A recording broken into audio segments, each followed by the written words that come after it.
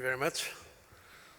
Ministers, Excellencies, distinguished guests, ladies and gentlemen, first of all, let me thank you for this kind invitation to be present here at the World Tourism Forum global meeting in Istanbul. It's always a pleasure to come to this city, indeed one of the most fascinating cities, one of the most important cities in the world, and to have the opportunity also to discuss with you not only some issues about tourism, but about the international situation, as I was invited to do. First of all, I have a personal commitment to this tourist agenda. While President of the European Commission, I launched the European Union first strategy on tourism. It was on 2010, a communication called Europe, the world #1 tourism destination, a new political framework for tourism in Europe. And not only we have presented this global, more general framework for tourism policy, but afterwards we took another series of initiatives, including communications, but also regulation, and I was quite pleased to listen to the representative of the British Travel Association welcoming some regulation from Brussels, in this case the financial protection. It was not easy, I have to tell you, because some capitals were saying, it's not for you. It's not for you, tourism. This is a national thing. You don't need to intervene on the grounds of subsidiarity. You don't need to intervene on tourism. I don't agree. I believe we need, at European level and even at a broader level, some kind of broad regulation precisely to give confidence to the customer, precisely because this is one of the most important industries in Europe and in the world. Of course, you know this. Tourism is a major economic activity with very positive impact on economic growth and specifically on employment. And now speaking from a European perspective, not only European Union, but European broader perspective, we all know how important tourism industry is, not only in economic terms, but in social and broad cultural terms. It has to do with our way of life, open way of life, in terms of travel and leisure, but also in terms of business. Indeed, it's one of the greatest forces for good in the world, tourism. When we think that today,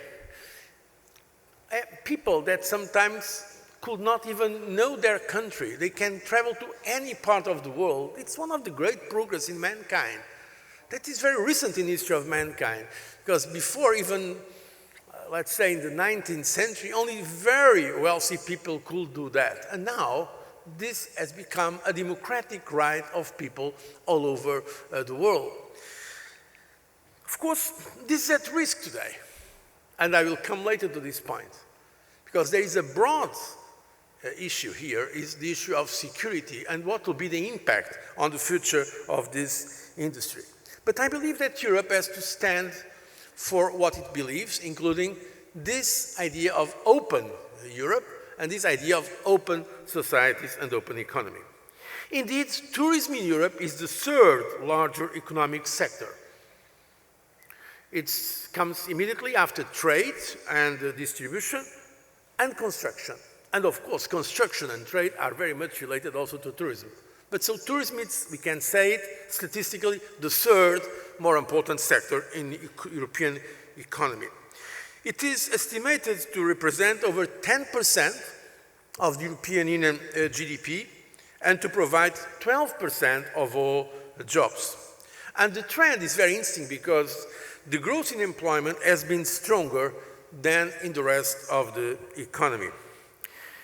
According to the latest figures, I'm now quoting the WTO, so World Tourism Organization, if you look at Europe, and now broad Europe, including Turkey, the ITA, so the arrivals, and the ITR, I mean the receipts, Europe now represents, in terms of arrivals, the last figures, 2014, the last figures that we have for all year, 582 million that represents 51%. So Europe is more than all the rest of the world in terms of tourism. And in terms of revenues or receipts, $509 billion, which represents 41% of overall revenue in tourism. The long-term forecasts of the WTO, the World Tourism Organization, are for substantial potential for further growth. But of course, there is a big question mark. How will the security situation impact on these positive developments? But if you look now to the more recent data, 2015, at least until the third quarter, what we can see that, for instance, the RPK, so the revenue passenger kilometers, keeps improving, going up. That in fact Europe was able to offset the decline with Russia. Decline with Russia is of course important, a decrease of 18%, but this was compensated by an increase, for instance, more than 30% coming from China. And so we can say that overall there was a growth of 5%. So if you compare the growth in tourism to the growth in the overall economy, I mean, it's really a remarkable performance. And we have seen, if you look at the countries, almost all countries in Europe, with some exceptions, and Turkey has been especially affected, all countries in Europe have been going up in terms of the number of nights of tourism and also number of arrivals, especially countries like Iceland, Romania, Montenegro, and Serbia. And this shows, in fact, the potential that we still have in tourism. But of course, in the last quarter, we have seen some negative signals.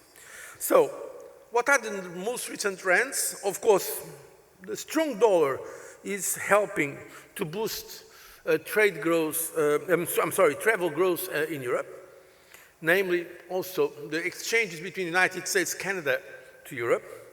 The relative slowdown in emerging economies has quickened the outlook, but so far it has not yet had a real overall negative impact. We have seen with Russia a problem, but not overall.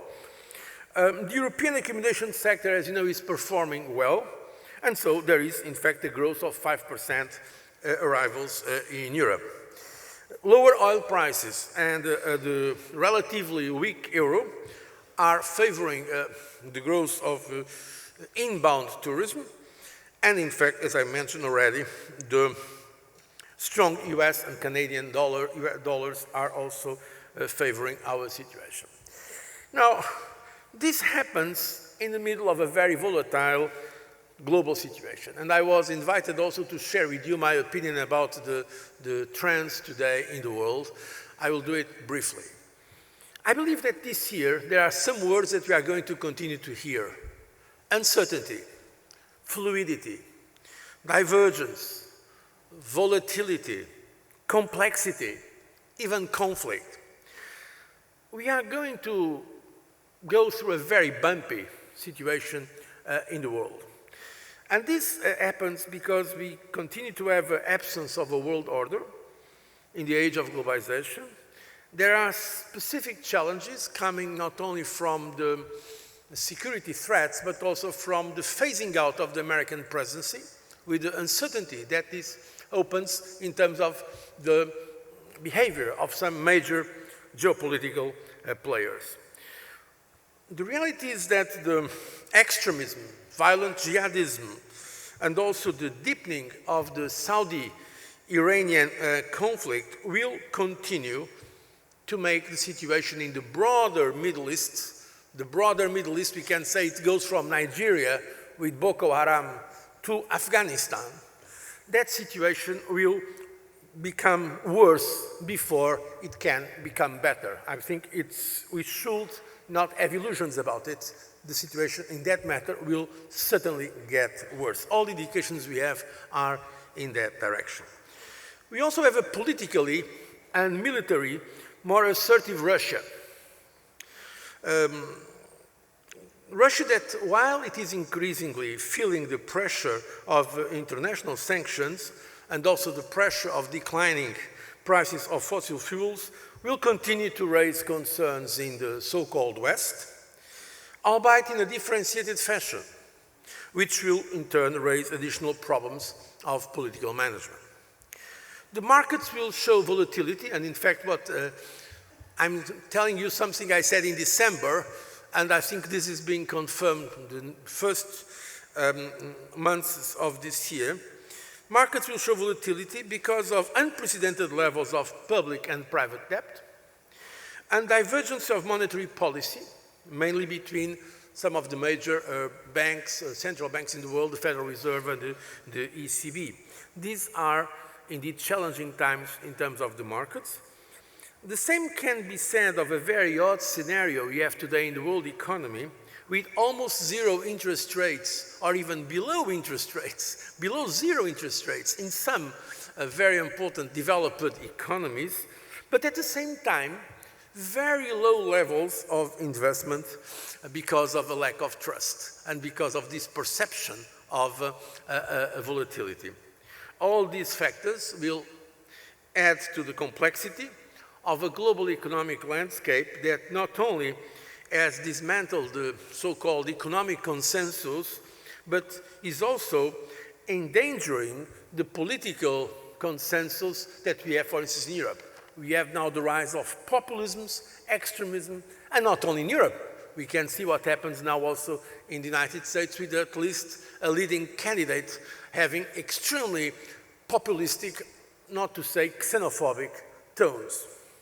The rise of populism from the right, but also from the left of the political spectrum should not be underestimated. The world will be watching also these developments in Europe, but not only in Europe. In fact, what has been changing this year compared to the last 3 or 4 years when the focus was in the so-called euro crisis is the question marks about some emerging economies. The evolution of China, what's going to happen there? I believe that there will be not the catastrophic scenario some people are predicting, but in fact, the world will try to watch if the leaders in China are able to come to what they call the new normal, or if they will not be able to make the necessary reforms to ensure fundamental stability in that country. But what is the new normal? Normality, as Brazil is unfortunately demonstrating, is something that emerging economies are still far from attaining. They are less mature economies, and so the possibility of surprises is, of course, higher than in more mature economies that will grow slower, but with a more, let's say, sustainable path. And of course, the overall performance of some of these emerging economies, from Russia to Brazil, is also raising concerns about the sustainability of the global recovery. And what about Europe? Europe, and I've been living 10 years leading the European Commission in times of crisis, not only the so-called financial and euro crisis, but also the constitutional crisis, the geopolitical crisis with Ukraine and Russia. But I believe Europe will, in its typical piecemeal, incremental, sometimes very frustrating, time-consuming way of confronting problems and finding solutions, I believe Europe will continue to grow, likely below its potential, but will continue to grow. There is no country today in recession in Europe. But at the same time that the economy is going to get better, the politics can get worse. And that's an instant contradiction. The greatest challenges will be political in Europe because we have rising populism and xenophobia. And this is fueled by the sudden and massive inflow of refugees and illegal migrants. And this is now posing a real problem, an existential problem to Europe, is the freedom of movement. We had the beginning of discussion because of the British debate, the possibility of a Brexit, Britain leaving the European Union. In fact, At the beginning, there was a discussion about limiting the freedom of movement. We are now, I can say, happy with a possible settlement between Britain and the European Union because there are proposals on the table that do not mean restriction of freedom of movement. They mean reduction of abuse of benefits, which I believe is right to do. But in fact, there was an overall discussion about the freedom of movement. And with the massive inflow of refugees and with terrorism and the linkage that sometimes people make between those two issues, what we have today in Europe, namely coming from the far right, is an attempt to put an end to Schengen, to the freedom of movement, and also to limit this freedom of movement that is so important in Europe. I believe that Europe will be able to overcome this. The position taken by Angela Merkel and representing the biggest country in Europe, Germany, was extremely important, but the jury is still out. We do not know. So this is why what is going on in Europe is of fundamental importance for your industry, but for the world in general. Who is going to win? The forces of openness or the forces of nationalism, chauvinism, and xenophobia? The question also is, what are the political signals given by the political authorities to close borders, to resist globalization, to give up to the nationalistic and xenophobic rhetoric? This would be a mistake. It will be a mistake from an economic point of view. There are already some studies showing how negative will be the impact of closing the borders of Schengen, not only in terms of administrative costs, but also in terms of restrictions to trade and to tourism. There are already some studies made by some institutes in Europe. But apart from the economic negative impact politically, that will be the victory of terrorism. This is exactly what the terrorists want, to put in question our way of life, our open societies that we have here in Europe.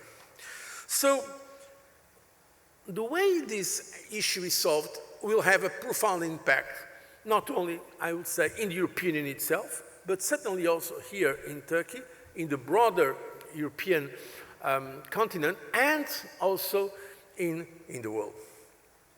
Indeed, this is not a specifically problem for Europe. So there are some people suggesting that these threats happen because of the European Union, those Eurosceptics in Europe. I mean, let's imagine for a moment there was not European Union, there was no Schengen. Does anyone believe that the refugee issue will disappear because of that? Or that international terrorism will disappear because of that? I am now living in the United States most of my time at the Princeton University in New Jersey. Look, in the United States, what happened recently in San Bernardino with a couple that apparently has no organization with Daesh, with the Islamic State, but they say they are inspired by them and they killed innocent people. And this happens in the United States. That is not known because they have weak borders. So the problem is not with the borders as well. The problem is the capacity of intelligence, of security. So let's not be naive. It is not just about solidarity to the refugees we have to show. It's also about being tough against those who are putting at risk our model of life. And this is done not closing borders. I think, frankly, if we close the borders between Belgium and France, that will not improve overall European security. What can improve European security is if the intelligence services and the police services and the police forces cooperate, because the terrorism now is transnational. Our capacity to fight terrorism has also to be transnational. And that's where we come also to the issue of Turkey. Because Turkey has a key role to play here. Turkey, not being a member of the European Union, but being very close to Europe, and now being really at the border with the rest of the world, namely with the Middle East and with Central Asia, the role of Turkey is decisive. That's why I really welcome the recent developments in this relationship, not only regarding the refugees, but the visa regime liberalization roadmap. This is something that the European Commission, that I have been leading for 10 years, was proposing for many years. To be honest, some of our governments were not ready to do it. I think now there are conditions to have a real progress in the relationship between the European Union and Turkey, to conclude on these matters, visa liberalization, and also the agreement on the readmission of illegal migrants, so that in fact Turkey can be part of this broad European space and can be indeed also an example of a country that is modern and that is seen as like-minded by the other European countries. Because in fact Europe knows that Turkey is member of the Council of Europe, member of the OSCE, but also member of NATO. And it's extremely important to be clear about the position of Turkey in terms of the perception that exists in Europe regarding these countries. The problem of terrorism will continue. I frankly do not believe that it will disappear in the near future, not only in this region, but it will continue in Europe, it will continue in the United States, it will continue from Indonesia to Southeast Asia. We have this problem now. We have to confront it with decisiveness, but we have to be transparent the way we do it, we have to be rational, we have to be pedagogical, and I believe this is the way that the industry of tourism can deal with it. So it will be a tough, and I believe a bumpy ride, but I'm confident, frankly confident, that the overall trends for tourism will continue to be in the positive side.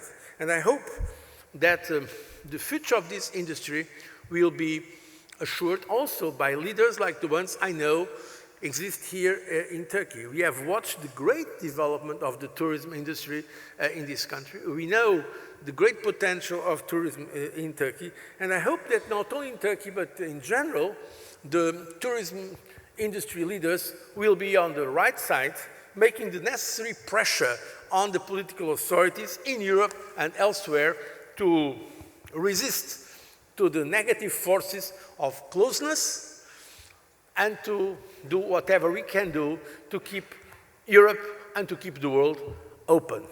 That's my sincere wish. And I thank you very much for your kind attention. Mr. Barroso. Mr. Barroso, thank you so much. You've already given us a very filling, informative speech, but I believe amongst our representatives and participants in the hall, they may have some questions for you.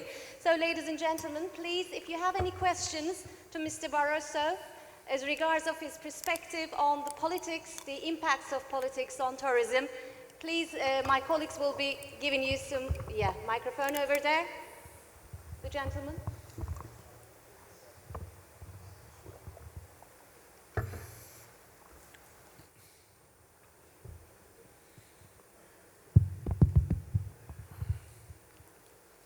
The question is, how recent terrorist attacks in Europe will shape the future of open borders in European Union? I'm sorry, can you repeat? I'm not listening. How recent terrorist attacks in Europe will shape the future of open border in European Union? That's the point I was trying to evoke already in my remarks. It's still open question, an open answer, to be more precise. There is a debate going on in Europe. There are forces who want to close borders, including internal borders. The Schengen Agreement, as you know, it's a freedom of movement for countries that are part of Schengen.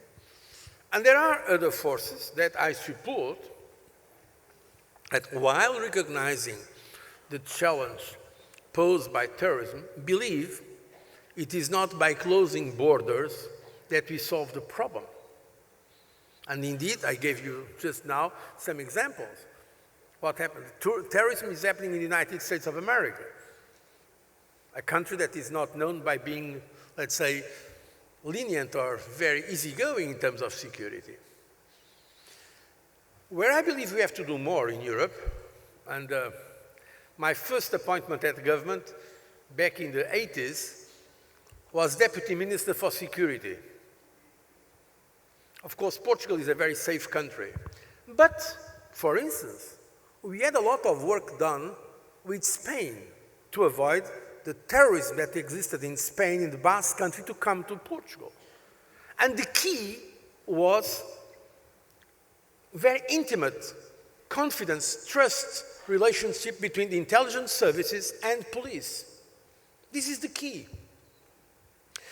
I really believe that if we close the borders inside Europe, we will not necessarily improve the capacity of our intelligence communities and police to deal with the terrorism threat. And now for Turkey, the question is Turkey going to be seen by Europe as a part of the same family, or is the border put between Europe and European Union and Turkey? That's the question. The first answer of the European Union leaders was, let's work with Turkey more. Let's ask Turkey to help us with the refugees. That's why there was that initiative that was taken by Chancellor Merkel that I really welcome.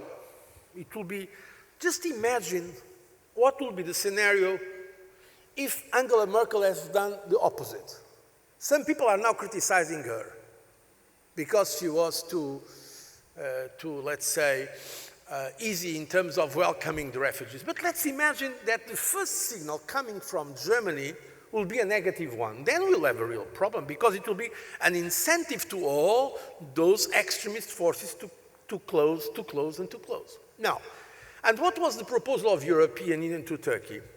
Let's work together.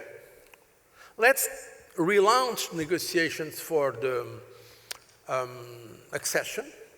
Let's conclude the agreements, the roadmap for visa liberalization and the readmission agreement, readmission of those who are illegally entering in the European Union. And let's also support financially the resettlement of some of the refugees in Turkey. And politically also, let's cooperate against this threat, named the Islamic State and all these terrorist organizations that are operating very close here to Turkey. They are operating, namely in Syria and in Iraq, and also some of the connections to Libya. Let's work together. And this is the point. I hope that Turkey will be considered part of Europe and not out of Europe. That depends also on you. I mean, what the government and the authorities of Turkey do, let's be honest. But of course, that there has to be also cooperation between Turkey and European countries. So, I mean, I'm not naive in terms of security. That's why I mentioned my early position in the government. I don't think Europe can have a simply policy of doors wide open. This will not work. We have to have smart control of our borders, smart control of our borders, improving with all the new mechanisms of security, the surveillance, but not closing the borders. I hope that at the end we will avoid the negative scenario. You know, I was living the 10 years leading the Commission and 5 years with the financial crisis. And every time, in all the G8, in the G20, all over the world, people were telling me, Grexit, Greece is going to leave the euro. People were telling me the euro is going to crumble. So far, it did not happen. Greece is still a member of the euro. And the euro is one of the two most important currencies in the world. So my point is that Europe is more resilient than people think. What was the response? The response was gradual. It was, as I said before, frustrating sometimes. It took a lot of time. We could not do things like the Americans. The Americans are a country. European Union is not a country. We are 28 countries today. So it is slow. It is fragmented. It is incremental. It is by successive approximation. But at the end, solutions come. I hope that will be the same with this refugee crisis. It will be like that. For the first time now, the European countries are discussing some mutualization of the problem. Before, the refugee policy was strictly national. But now it's obvious that a country like Malta or even Greece, they cannot receive all the refugees. So we need some burden sharing, as people say, some sharing. This is why it will be gradual, but I hope that at the end we will keep the basic principles of freedom of movement because they are so important for the way of life, and especially for young people in our societies. So you're highly against closing the Yes, of borders. course. Maybe one more question because we're running Yeah, out I'm of time. actually here. Here. Okay. So my colleagues, Yeah. okay. Mr. Barroso, first I'd like to say welcome to Turkey, and we are greatly appreciated for your participation.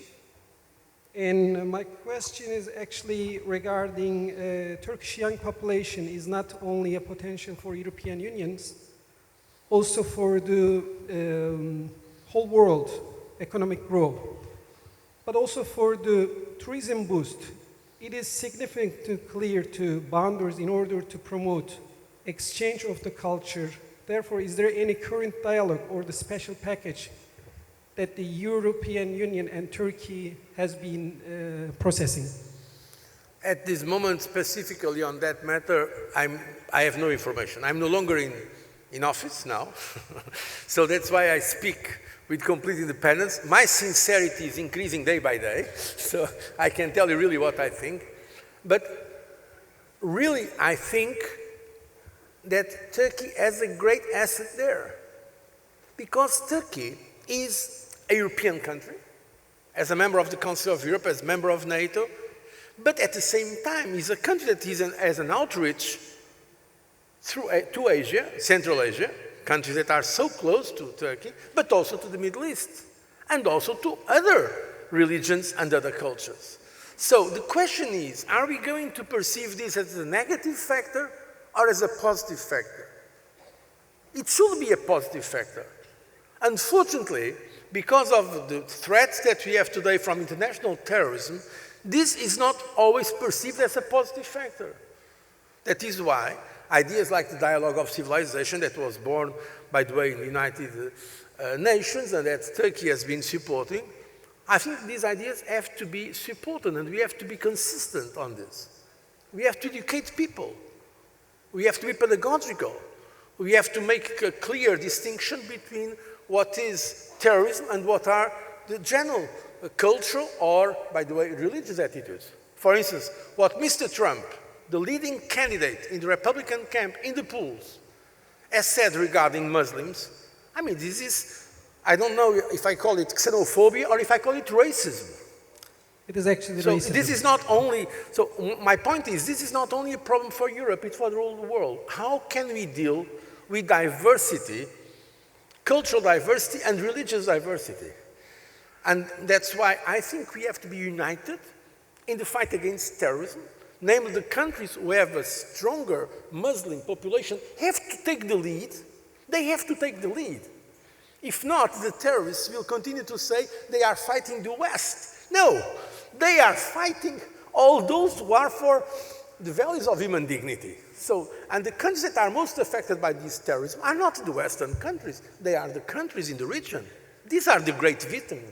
The people of Syria, the people of all this region, these are the greatest victims. So it is very important that the countries, the majority of Muslims, take the lead against terrorism, and of course, with all the others supporting.